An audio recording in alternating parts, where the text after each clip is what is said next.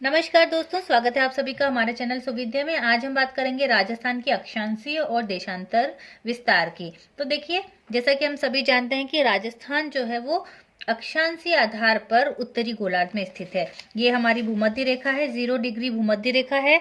और भूमध्य रेखा के आधार पर हम देखें तो राजस्थान और हमारा जो ये राजस्थान वाला जो पोर्शन है वो कहाँ आएगा, ये उत्तरी गोलार्ध में आएगा। ध्यान रखें, राजस्थान कौन से गोलार्ध में, अक्षांशीय आधार पर पूरा का पूरा उत्तरी गोलार्ध में आ रहा है।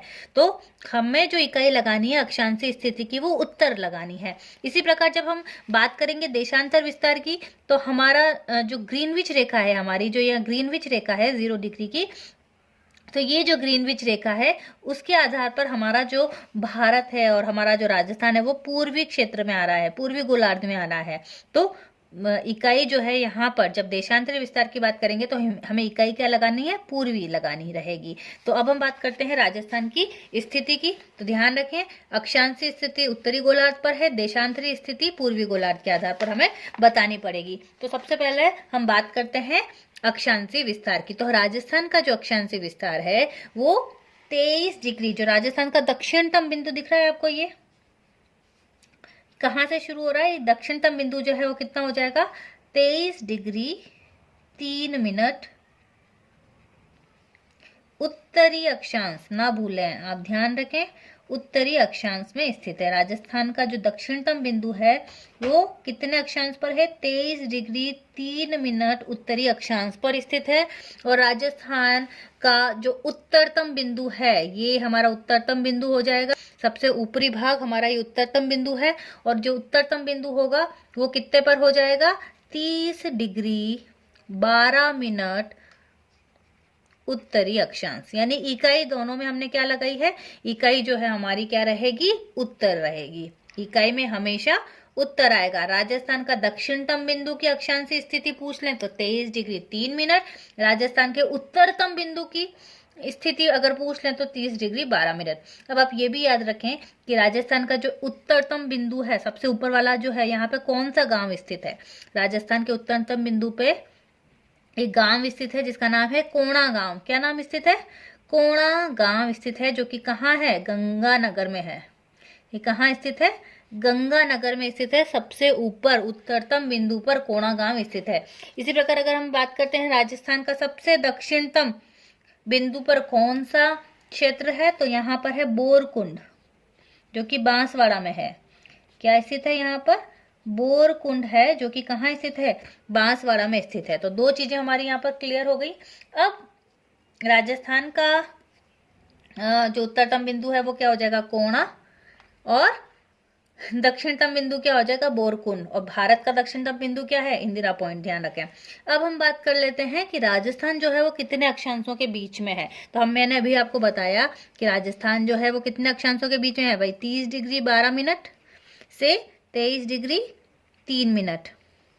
तो कितना हो जाएंगे, ये माइनस आप कर दें 9 और ये हो जाएगा 7। तो भारत जो हमारा राजस्थान है वो कितने अक्षांशों के मध्य है, 7 डिग्री 9 मिनट अक्षांशों के मध्य है। बहुत अच्छी। अब अगर हम बात करते हैं कि राजस्थान की उत्तर से दक्षिण में लंबाई कितनी है, ठीक है, ये हमारा जो राजस्थान है इसके उत्तर से दक्षिण तक की लंबाई कितनी है, तो ये कितनी हो जाएगी, 826 किलोमीटर। ये पूरा जो क्षेत्र है राजस्थान का उत्तर से दक्षिण तक का, वो कितना हो जाएगा, 826 किलोमीटर लंबा है। बहुत महत्वपूर्ण बातें मैं बता रही हूँ आप लोगों को। अब एक दो क्वेश्चन और आ जाते हैं कि राजस्थान के सर्वाधिक जिलों से गुजरने वाला अक्षांश कौन सा है। राजस्थान के सर्वाधिक जिलों से गुजरने वाला अक्षांश कौन सा है, तो भाई इसके बीच में ही होगा, 23 से 30 के बीच में होगा। तो सर्वाधिक जिलों से जो गुजरता है वो अक्षांश है 25 डिग्री का अक्षांश। कौन सा है, 25 डिग्री उत्तरी अक्षांश है। वो कहाँ कहाँ से गुजरता है, तो देखिए वो जो अक्षांश है वो बाड़मेर से गुजरता है, जालौर से गुजरता है, उसके बाद पाली से, राजसमंद, सिरोही भी आ जाएगा इसमें, ये हमारा राजसमंद आ जाएगा। तो ये जो पूरा एरिया है यहाँ से हमारा क्या गुजरता है, 25 डिग्री का उत्तरी अक्षांश गुजरता है। अब इसमें कौन कौन से क्षेत्र आ गए आप खुद ही बताएं। देखिए, एक तो ये हमारा बाड़मेर आ गया, ठीक है, ये हमारा बाड़मेर आ गया। बाड़मेर के अलावा ये हमारा जालोर आ गया, ठीक है। जालोर के अलावा हमारा ये सिरोही आ गया। सिरोही के बाद ये क्या है भाई, ये पाली है। पाली के बाद ये तिलक के आकार का राजसमंद। राजसमंद के अलावा ये जो नीचे है ये कौन सा क्षेत्र आ जाएगा, चित्तौड़गढ़। और ये ऊपर वाला भीलवाड़ा। भीलवाड़ा के बाद ये जो क्षेत्र है बूंदी का आ जाएगा। बूंदी के बाद हमारा ये जो क्षेत्र है कोटा हो जाएगा। और ये हमारा हो जाएगा 12। तो 1 2 3 4 5 6 7 8 9 10, यानी सर्वाधिक जिलों से गुजरने वाला अक्षांश कौन सा है, ध्यान रखें 25 डिग्री उत्तरी अक्षांश। कौन सा हो जाएगा, 25 डिग्री उत्तरी अक्षांश जो है वो हमारे सर्वाधिक जिलों से होकर गुजरता है। अगर अब हम बात करते हैं कि राजस्थान का मध्यवर्ती अक्षांश कौन सा है, राजस्थान के सेंटर में जो है अक्षांश वो कौन सा हो जाएगा, तो राजस्थान का मध्यवर्ती अक्षांश है 27 डिग्री अक्षांश, ठीक है। अब 27 डिग्री अक्षांश कहाँ कहाँ से होकर गुजरता है ये भी पूछ लेते हैं। तो मध्यवर्ती अक्षांश जो है, एक तो जैसलमेर हो गया, हमारा जोधपुर हो गया, हमारा जो सेंटर नागौर है वहाँ से जयपुर में होते हुए और फिर ये दौसा में चला जाएगा और दौसा से फिर ये हमारा ये कौन सा एरिया आ जाएगा, भरतपुर वाला। तो ये जो कौन सा अक्षांश हो जाएगा, 27 डिग्री उत्तरी अक्षांश जो है वो हमारा राजस्थान का मध्यवर्ती अक्षांश है। कौन कौन से क्षेत्रों से निकलता है ये, जैसलमेर से, ठीक है, एक हो गया जैसलमेर। फिर ये हमारा क्या हो जाएगा, जोधपुर। फिर जोधपुर के बाद ये हमारा क्या हो जाएगा, सेंटर वाला नागौर। नागौर के बाद ये हमारी राजधानी जयपुर। जयपुर के बाद हमारा दौसा और दौसा के बाद भरतपुर।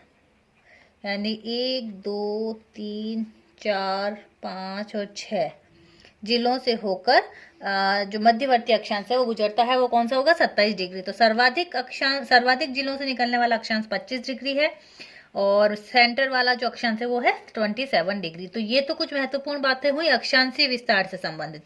अब अगर हम देशांतरी विस्तार की बात करें, देशांतरी विस्तार के आधार पर हमारा जो राजस्थान है वो किसके अंतर्गत आता है, पूर्वी गोलार्ध के अंतर्गत आ जाता है, ठीक है ना, क्योंकि पृथ्वी को पूर्वी और पश्चिमी गोलार्ध में बांटा गया है ग्रीनविच रेखा के आधार पर। तो हम किस में आ जाएंगे, पूर्वी गोलार्ध के अंतर्गत आ जाएंगे। अब अगर हम बात करें तो हमें पूर्वी गोलार्ध की अगर हम बात करते हैं तो ये कहाँ से कहाँ तक फैला हुआ है, हमारा जो पूर्वी गोलार्ध है ये 69 डिग्री 30 मिनट पूर्वी देशांतर से, कहाँ से, पूर्वी देशांतर से 78 डिग्री, ये लास्ट पॉइंट हो जाएगा हमारा धौलपुर वाला, 78 डिग्री 17 मिनट पूर्वी देशांतर। दोनों जगह का याद रखें, यहाँ पे पूर्वी देशांतर रहेगा क्योंकि भारत जो है वो ग्रीनविच रेखा के पूर्व में है राजस्थान। तो 69 डिग्री 30 मिनट पूर्वी देशांतर से अंतिम छोर क्या हो जाएगा, 78 डिग्री 17 मिनट पूर्वी देशांतर। अब अगर यहाँ की बात करूँ, यहाँ का जो सबसे कॉर्नर का जो गांव है वो क्या हो जाएगा, कटरा गांव, जैसलमेर का कटरा गांव हो जाएगा। और यहाँ पर सबसे एंडिंग पॉइंट की बात करूँ तो सिलाना धौलपुर में। इतनी बात यहाँ तक हम कंफ्यूज नहीं है। अगर पूछा जाए कि अंतर कितना है यहाँ से यहाँ तक का, 78 डिग्री 17 मिनट, 69 डिग्री 30 मिनट का, तो अंतर जो है पूर्व जो इसके जो पश्चिमतम छोर से पूर्व के छोर का अंतर कितना हो जाएगा, तो हम यहाँ क्या करेंगे, 78 डिग्री 17 मिनट और 69 डिग्री 30 मिनट। तो हमें पता है कि 1 मिनट बराबर कितना होता है, 1 डिग्री बराबर कितना होता है, 60 मिनट, 1 डिग्री बराबर 60 मिनट। तो यहाँ पर हम क्या करेंगे, 60 मिनट जो है ये इससे कैरी कर लेगा। अब ये कितना हो गया है, 60 और 70 जुड़ के क्या हो जाएंगे, 77 में से माइनस करना है अब आपको 30, तो ये हो जाएगा 47, एक उधर उधर दिया ही है, तो ये हो जाएगा 8 डिग्री 47 मिनट। तो कितना अंतर है, 8 डिग्री 47 मिनट पूर्व से पश्चिम का। अब यहाँ पर कुछ प्रश्न पूछे जाते हैं। एक और ये बात याद रख लें कि जिस प्रकार उत्तर से दक्षिण लंबाई कितनी है, 826 है राजस्थान की, इसी प्रकार पूर्व से पश्चिम कितनी है, 869 किलोमीटर, कितनी हो जाएगी, 869 किलोमीटर हमारी दूरी जो है वो हो जाएगी। अब एक दो क्वेश्चन और आ जाते हैं कि राजस्थान के एक ही जिले से गुजरने वाले देशांतर कौन से हैं। ऐसा देशांतर जो एक ही जिले से गुजरता है, तो एक तो है 70 डिग्री पूर्वी देशांतर। कौन सा हो जाएगा? 70 डिग्री का जो पूर्वी देशांतर है वो सिर्फ कहाँ से गुजरता है? एक ही जिले से गुजरता है। और इसी प्रकार जो एंड में 78 डिग्री का देशांतर है, कहाँ का? 78 डिग्री का पूर्वी देशांतर जो है, जो कि धौलपुर से गुजरता है। 78 डिग्री का कहां से गुजरता है? धौलपुर से। अब एक और प्रश्न, अगर सर्वाधिक जिलों से गुजरने वाला देशांतर कौन कौन से हैं, तो 74 डिग्री और 75 डिग्री पूर्वी देशांतर। 74 और 75 डिग्री जो हैं वो सबसे ज्यादा जिलों से गुजरने वाले देशांतर हैं। जो 74 है वो कहाँ कहाँ से निकलता है? वो गंगानगर, बीकानेर, नागौर, जोधपुर, पाली, राजसमंद, उदयपुर, डूंगरपुर से निकलता है। 75 की अगर हम बात करें तो हनुमानगढ़, चूरू, नागौर, अजमेर, भीलवाड़ा, चित्तौड़, प्रतापगढ़ से वो निकलता है। तो राजस्थान का ऐसा कौन सा जिला है जहां पर सबसे ज्यादा देशांतर गुजरते हैं? ध्यान रखें, राजस्थान का ऐसा जिला जिससे सबसे ज्यादा देशांतर गुजरते हैं वो है जैसलमेर। जैसलमेर से 70 डिग्री पूर्वी देशांतर, 71 डिग्री पूर्वी देशांतर और 72 डिग्री पूर्वी देशांतर, 3 देशांतर जैसलमेर से निकलते हैं। तो सबसे ज्यादा किस जिले से देशांतर गुजरते हैं? जैसलमेर से। ऐसा प्रश्न पूछ लिया जाए कि राजस्थान से कौन सा जिला है जहां पर अक्षांश और देशांतर जो है वो आपस में एक दूसरे को मिलते हैं, तो ऐसा कौन सा जिला होगा? नागौर। नागौर में अक्षांश और देशांतर जो है वो आपस में मिलते हैं, नागौर। और अगर पूछ ले कि राजस्थान का मध्यवर्ती स्थान कौन सा है, एकदम सेंटर में स्थान कौन सा है, तो राजस्थान का मध्यवर्ती स्थान है मकराना, जो कि कहाँ स्थित है? नागौर में स्थित है मकराना। तो ये कुछ महत्वपूर्ण बातें मैं कह सकती हूँ आपको। राजस्थान की लंबाई जो है हम देख सकते हैं 826 कम है, चौड़ाई ज्यादा है। लंबाई और चौड़ाई में भी कई बार अंतर पूछ लेते हैं, तो आप 869 में से 826 माइनस करेंगे तो लंबाई और चौड़ाई का अंतर कितना हो जाएगा? राजस्थान की लंबाई और चौड़ाई में अंतर है 43 किलोमीटर। तो कुछ महत्वपूर्ण बातें। इसी के अलावा हम सभी जानते हैं कि राजस्थान की आकृति कैसी है। राजस्थान की आकृति है विषम चतुष्कोणीय, जो कि टी.एच. हैडन के द्वारा दी गई थी। तो ये कुछ आज महत्वपूर्ण बातें हमने की राजस्थान के अक्षांशीय और देशांतर विस्तार के बारे में। बहुत बहुत धन्यवाद।